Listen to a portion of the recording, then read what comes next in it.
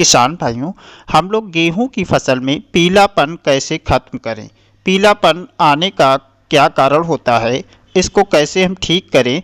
और पीलापन जो है ये किस वजह से आता है और कौन कौन से कारण हो सकते हैं? तो किसान भाई, सबसे पहले तो कुछ पोषक तत्वों की कमी की वजह से फसल में पीलापन आ सकता है। और कभी कभी जो होता है, पानी सिंचाई जैसे हम लोग देते हैं तो कभी कच्ची सिंचाई हो जाती है या अधिक पानी दे देते, इसकी वजह से पीलापन आया है। कभी कभी खरपतवार नाशक का प्रयोग करते, उसके बाद गेहूं की फसल में पीलापन देखने को मिलता है। या जड़ माहू या जड़ गांठ, ऐसी समस्याएं आती हैं गेहूं की फसल में, इस वजह से पीलापन होता है। तो हम लोग कैसे इसको ठीक करें? आज इस वीडियो के माध्यम से हम लोग जानेंगे कि पीलापन अपनी फसल से कैसे खत्म करें। तो किसान भाई, इस समय छोटी सी रिक्वेस्ट है, जो हमारे किसान साथी चैनल पर नए हो चैनल को सब्सक्राइब कर लें और पास वाली घंटी को अवश्य दबा दें, ताकि आने वाली सभी जानकारी आप तक सबसे पहले पहुंचती रहे। तो किसान भाई, सबसे पहले हम लोग जान लेते हैं, यदि हमारी गेहूं की फसल पानी की वजह से पीली पड़ रही, यानी हम लोग पहला पानी दिया है या तो समय से पहले पानी दे देते हैं या पानी ज़्यादा लग जाता है, उस अवस्था में पीलापन है, तो कैसे ठीक करें?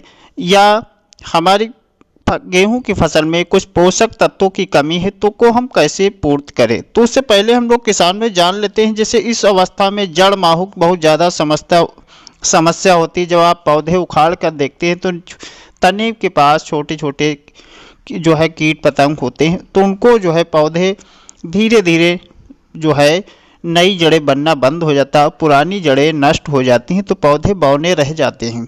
तो यदि ऐसी समस्या है तो आप कॉन्फिडोर यानी 200 ml आप स्प्रे कर सकते हैं, या रिजल्ट जो आता है बायर का, आप उसको डालकर ये समस्या को ठीक कर सकते हैं।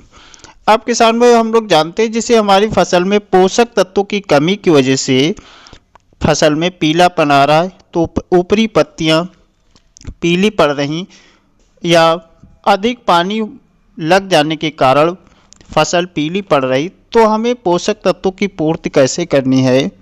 तो किसान भाई, हम लोग आज प्रति एकड़ की बात करें तो हमको डालना है यहाँ पर यूरिया। जैसे हम पानी के बाद हमारी फसल पीली है तो पहले 40 से 45 किलोग्राम यूरिया लेना है, क्योंकि यूरिया में नाइट्रोजन होता है और नाइट्रोजन इस अवस्था में पौधों को बहुत आवश्यक होता है।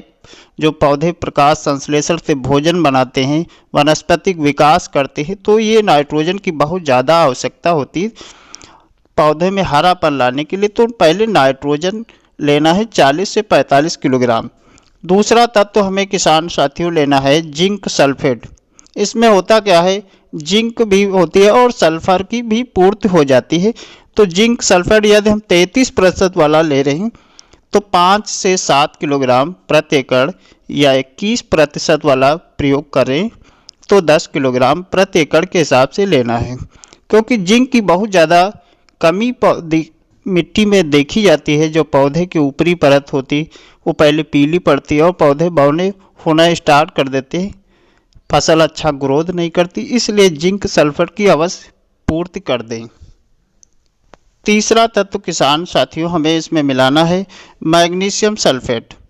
10 से 12 किलोग्राम मैग्नीशियम सल्फेट का तीनों तत्वों को मिलाकर अपनी फसल में बिखेर देना है। जब ये हम डाल देंगे तो हमारी फसल ग्रोथ करना अच्छा स्टार्ट कर देगी, फुटाव भी अच्छे आएंगे और हरी बनी रहेगी।